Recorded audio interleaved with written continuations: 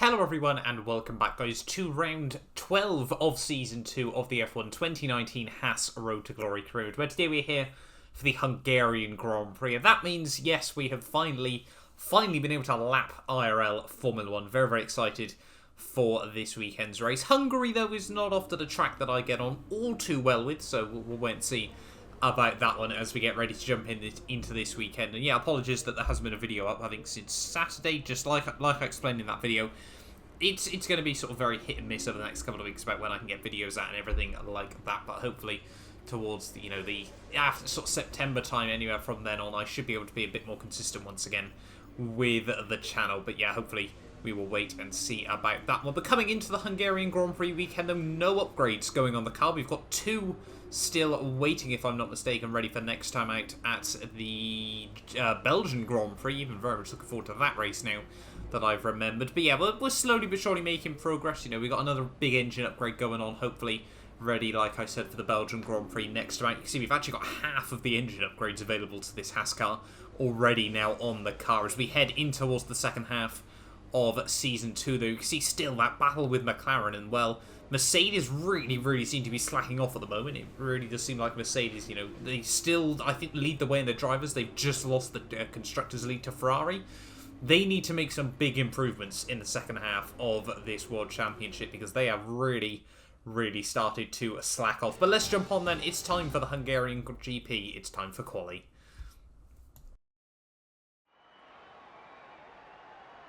We hope you're looking forward to today's qualifying in Hungary as much as we are. We think it's going to be a cracker.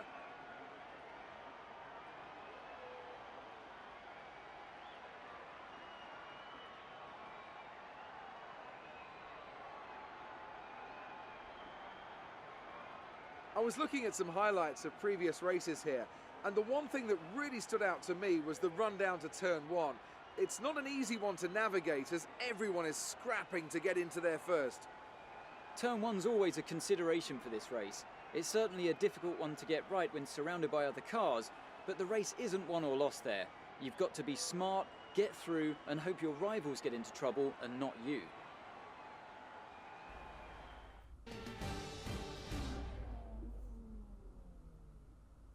So here we are then, ready for qualifying for the Hungarian Grand Prix, and I'll be honest, coming into this one, wasn't feeling all too confident. Like I explained, there hasn't been a video since Germany, which was at the weekend.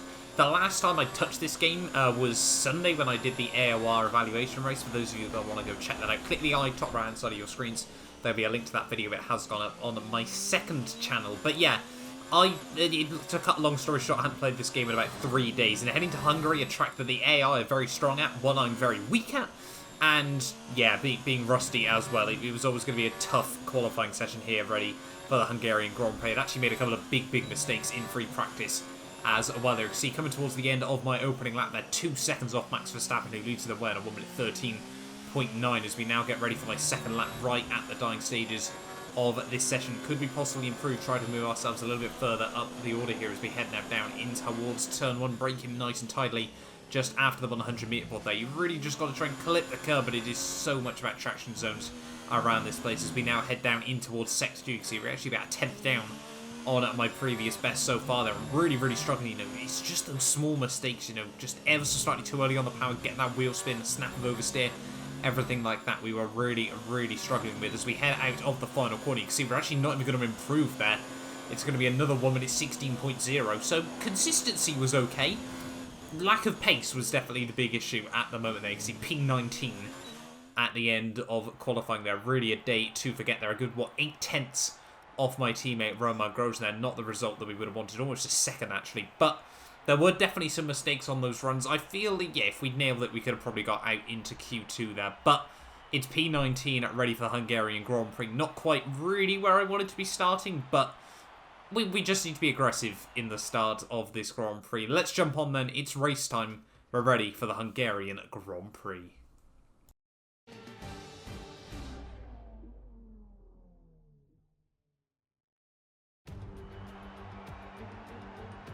It's always wonderful to come back to the lively Hungaro ring. A popular destination this, nice and close to the beautiful city of Budapest, with some exciting racing to boot. Who can forget Michael Schumacher pushing his old teammate Rubens Barrichello up towards the pit wall in 2010, or those great races of 2014 and 2015 as well. We're northeast of Budapest for the race today at the 2.7-mile Hungaroring circuit. 14 corners here, 8 to the right and 6 to the left, on a track where downforce is king and passing is notoriously difficult. Anthony Davidson, thanks for joining me once again for the Grand Prix. Can we begin by having a chat about Charles Leclerc? As ever, the threat of unreliability is never far away, and indeed they'll be starting out of position today due to a power unit component change. So it's going to be a difficult task to move forward from there. But on the bright side, at least those fresh components can help them maintain the power they need to come through the pack.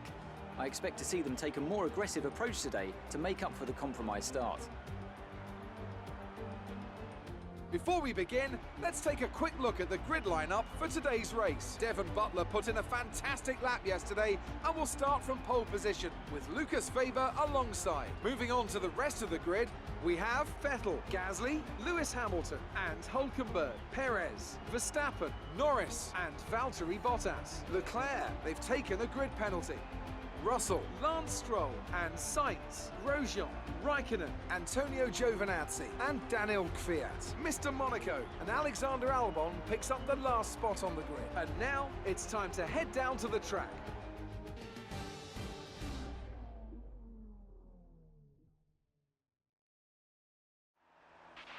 Okay, be wary of the cars ahead braking suddenly into one. We could ruin our race if we hit them. Good luck.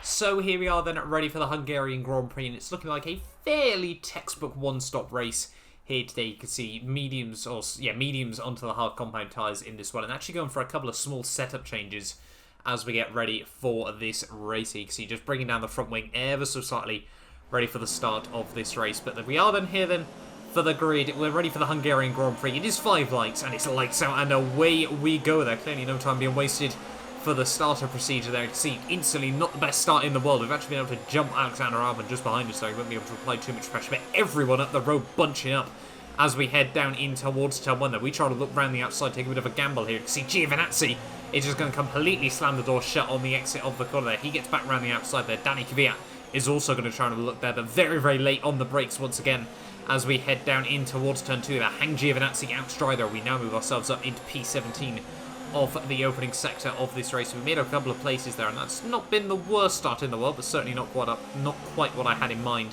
as well here as we now head up the hill through sector 2. Are we going to be able to get a bit closer to Carlos Sainz as well there? A little bit of snap oversteer as everyone Constantine is up. We go for a full send on the Mclaren man. They're quite happy with that one. A little bit of wheel-to-wheel contact, certainly no damage done to either of the cars there. And yeah, like I said, we now move ourselves up into P16. So yeah, not the worst start in the world. We made up a couple of places there. That's always crucial in these Grand Prix. Now, our race pace, the setup I had geared it towards the race a little bit more than qualifying. So we'll wait and see as to how it fares in this race. There is now the end of lap 2. You can see we were finally closer to the rear of my teammate Romain Grosjean here through the final sector of the lap. And always there's only really one person that we really want to beat in these races, and understandably it is obviously my teammate Romain Grosjean, the only real yardstick we have in this series. As 1 week this HAAS seems to be absolutely phenomenal, the next it still seems to be absolutely nowhere at this stage of the World Championship, but we are slowly but surely making good progress with it at the moment, I feel now. As onto lap 3 we go. We're actually going to go full send on my teammate Romain Grosjean there. Despite making the dive bomb very clear, he still tried to turn in there, a bit of wheel-to-wheel contact, but we do make the move work. We now move ourselves up into P15 of this race here. So still, slowly but surely, slicing our way through at the moment, trying to go for some decisive moves when the opportunities open up there. I think Carlos Sainz has actually been able to follow me through as well in that situation. Though Grosjean does slot back up in, I don't know, they're both still going side by side as we head now down in towards sector 2, and I think, yeah, Sainz has now held on to it over my teammate Romain Grosjean there as well. One McLaren's fighting the HAAS. We are now trying to line up a move potentially on the other here. Lance Stroll as we head now down in towards sector 2 through this horrible twisty section. Some people love it. I'm not a fan. I'll be honest with you. There's very little of the Hungarian Grand Prix circuit that I actually quite like. on the whole. There is now in towards Sector 3 we go there. Stroll plays a defensive there. We launch it around the outside there. He locks up the front wheels there. That's certainly not going to help him out as we get right around the outside of the Mclaren, man. In towards the hairpin though. We do have the inside line here. We have been able to make that move work. Slam the door shut on the exit of the corner there. Run a little bit deep in towards the final corner of lap 3 there. We're going to be able to get better drive off the exit of the corner there. And that now moves us up into P14 of this race here. And yeah, quite happy with that little overtake we were able to make work even, I should say. Is next up, well, talking about Lance Stroll there, unfortunately it wouldn't be long before, well, the engine would go up in a huge cloud of what seems to be quite expensive dust. Just a couple of laps later there, and well, the embarrassment of being jumped by me round the outside there. Clearly, Lance Stroll not too happy with that one, and neither was the McLaren engine there, as yeah, like I said, blew up in quite spectacular fashion. I'm sure you can agree. Next couple of laps though, we would slowly but surely be closing up that gap to Kimi Räikkönen here, actually on a set of the softer compound tyres. You can see by the end of lap 7 there, the gap now down to under a second, so we have got the DRS on Kimi Räikkönen here, and the Alfa Romeo had, well, in the early stages, have been able to latch on to the rear of the top 12 here, but, you know, just as those tyres started to slip away from him towards the end of the stint there, he'd really started to fall back into my clutches here, and, well, Räikkönen and my personal relationship has been quite frosty, I think we can agree, at this stage of the World Championship, so certainly I would love to try and get a move done on the Alfa Romeo, man. They're out of the final corner to finish off lap 8, start of lap 9 of this race. Will be now closer to the rear of the Alfa Romeo there. He's going to think about going defensive in towards turn 1 there, but we're going to go further to the inside of him there. He's going to still try to turn in though. Actually squeezes me out wide onto the curbs there as he ruined both our run on the exit of the corner. I'm going to give him the squeeze as we head down in towards turn 2. They're out over the curbs though. Hand of Rage goes up as well. We do slot in ahead of Kimi Räikkönen, and well, like I said, our relationship frosty. I'm sure if I was still on his Christmas card list, I certainly am not now there, as that was a very aggressive move, I think we can all agree, at the end of the day. There's end of lap 11 though. You can see now the pit stop window really starting to take effect at this stage of the day. There's a lot of the AI. We're actually trying to go for a soft medium Grand Prix here. Very interesting strategy gamble, and one that I wasn't feeling too confident about. It certainly wasn't something I was going to try and risk in this Grand Prix there. As you can see, end of lap 12. We are now all over the back of Sebastian Vettel as we head down in towards turn 1 and turn 2. Could I potentially try and get a switchback move? I don't really want to have to fight him if I don't have to here. You know, Ferrari is so much quicker than ourselves. We'd end up just tripping over each other and losing out even more time than I really wanted to here. And obviously because of that, we still had a few cars just behind us that were much quicker in this race as well here. You know, we'd be under a lot of pressure very soon from, I think, people like Sergio Perez and Max Verstappen in this Grand Prix, and well, there is just no real point in me trying to fight these guys at this stage of the World Championship. These are the guys I want to be fighting though on F1 29. You can see the end of lap 12, like I said, Sergio Perez now all over the back of me here, and well, nothing we're really even going to try and do down towards turn 1. Then may as well let him slot in past by, and now up into P7 of this Grand Prix. But yeah, like I said, these are the guys I want to be fighting in this series, but there is still such a long way to go in this HAAS Road to Glory career mode, and well, at the moment it's still giving me motivation, I'll be honest. You know, seeing these guys pit stop ahead, everything like that, it does still motivate me to really try and improve this car. You know, we are unlocking some major and ultimate upgrades at the moment that hopefully we can get done over the next few races as well. So hopefully second half of season 2, I know I keep saying at the moment, but I'm really hoping it is a bit of a turnaround here. It's end of lap 15 now. You can see the tyres really starting to go off there. A huge snap of oversteer and a bit of a tank slapper as we head through the final couple of corners of lap 15 here. And we're actually going to dive in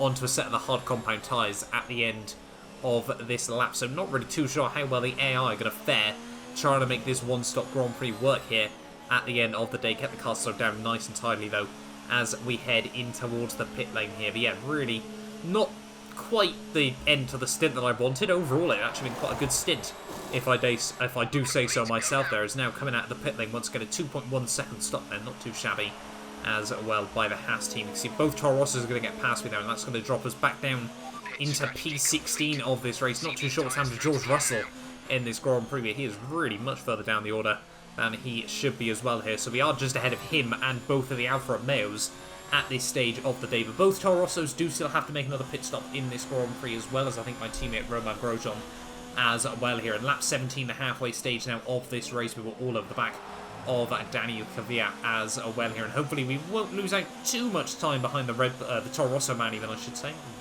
Maybe I'm assuming who's going to get that Red Bull seat from Gasly in the near future as well here. But coming through Sector 1, though, you can see just the driver able to get on the Toro Rosso. We have now got one of the strongest engines in Formula 1, and trying to put it to good use there is up the inside of the Toro Rosso man. We go there, a very aggressive move, but we don't want to be sat behind him throughout the whole of Sector 2 here. And now just a couple of laps later, all over the back of Alexander Albon as well. The end of lap 18 here, so just one lap later, now all over the back of the other Toro Rosso there. He's going to try and play it defensive in towards the final few corners there. Well, like we did to Lance Stroll earlier on, right around the outside, we're able to go there.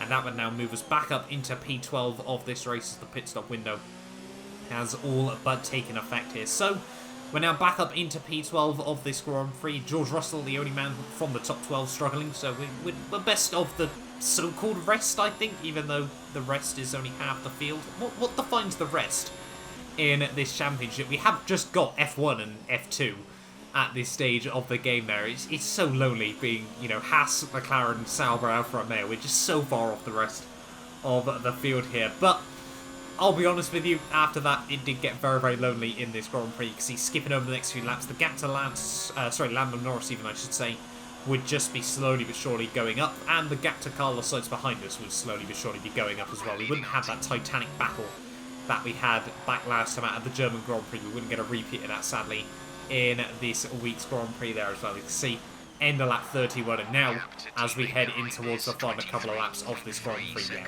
we've really just built ourselves up into no man land at the end of the day. That we actually lapped George Russell by this stage of the day. I think he actually had front wing damage, which was his big issue, but I'm guessing quite a lot of it, to be honest. Hence why he was so far down the field, and well, a lap behind pretty much everyone else in this Grand Prix here. But as we head, though, down into the final lap of this Hungarian Grand Prix, even, I should say, there through the first couple of corners of lap 35 here, Lucas Weber is going to come through to win his very first race in Formula 1, which now means that all three of the F2 drivers have won a race in Formula 1 there, and I think that means now he's, what, the 6th different driver to win a race this season? No, sorry, both Mercedes, Pierre Gasly, Lewis Hamilton, Sebastian Vettel, both Force Indias and both Renaults now have won a race in this World Championship. The 7th different winner in just 12 races here. The only real driver that I expect to take a win that hasn't so far now is Charles Leclerc, as we head now down in towards the final couple of corners of the final lap. Though, congrats to Lucas Weber. Like I said, you know, very, very good job by him, and well, nice to see that he's really starting to bring the performances back for the Renault team. They are certainly going to be formidable in the second half of this season. I'm really, really excited to see the turnaround by them. How much can they close up on the Mercedes and the Ferraris? But at the end of the day, it's P12. We got the job done there. Not quite points, but certainly a solid return once again to the HAAS Road to Glory. We're getting it done at the moment there, and some good experience as well. It was a magnificent race and a drive right out of the top draw to take the win for Renault. Tell me, Ant, how did they manage to achieve this win? Well, they certainly stood out as a driver with tons of confidence on the track. I think their ability to keep their cool, even during some of the more hectic parts of the race, meant they were able to capitalise on the mistakes of other drivers, giving them the opportunity to make their way to the top spot with ease.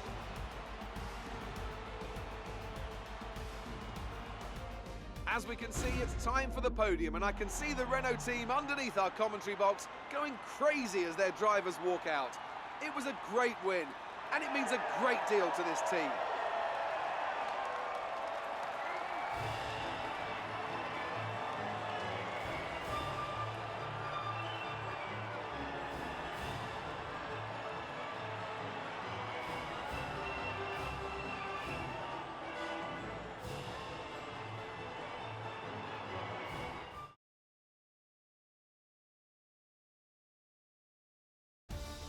And after this round of the World Championship, here's how things look in the Drivers' Table. With that brilliant result, Sebastian Vettel secures top spot in the Drivers' Championship. Let's focus on the driver of the day, Anthony Davidson.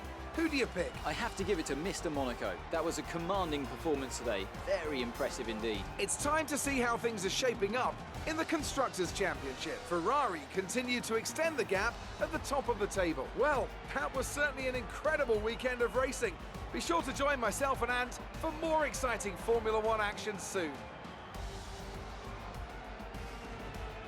Having a look, though, at the final race results, you can see as Lucas Weber takes the win. Started from P2 on the grid, that gets the fastest lap as well at the end of the day by a good 6/10 over Sebastian Vettel there on the one-stop strategy. No idea how all those AI made it work at the end of the day there. But a German 1-2. Can't remember the last time we saw one of those in Formula 1. For those of you that are aware, please let me know down in the comments below. Obviously, can't be Nico Hülkenberg. I don't think Schumacher ever got second.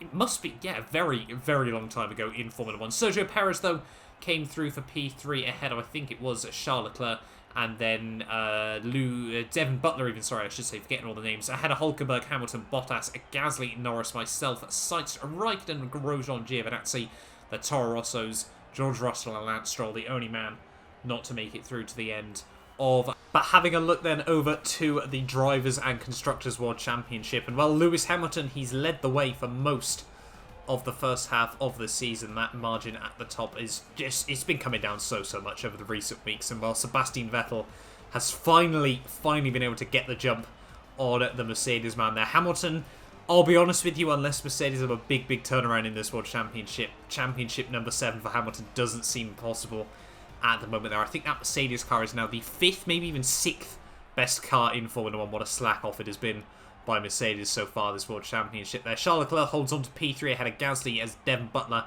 still in 5th there. Lucas Weber now jumps up into 6th place as well there, and you can see, well, what's that, 65 points off the top of the championship. Honestly, for Renault at the moment, that seems possible to really close up that gap as well here. In the Constructors' standings as well, the gap down to 94. That, honestly, you do not want to miss the second half of this season there. Renault look like a team on a mission here. But thank you all so much for watching this video. Get yourself subscribed as well if you're new around here. Apologies once again for the lack of consistency at the moment. Hopefully, I'll be able to bring out more videos in the near future. But thank you all so much for sticking around. Thank you all so much for watching. And I will see you guys next time for the Belgian Grand Prix.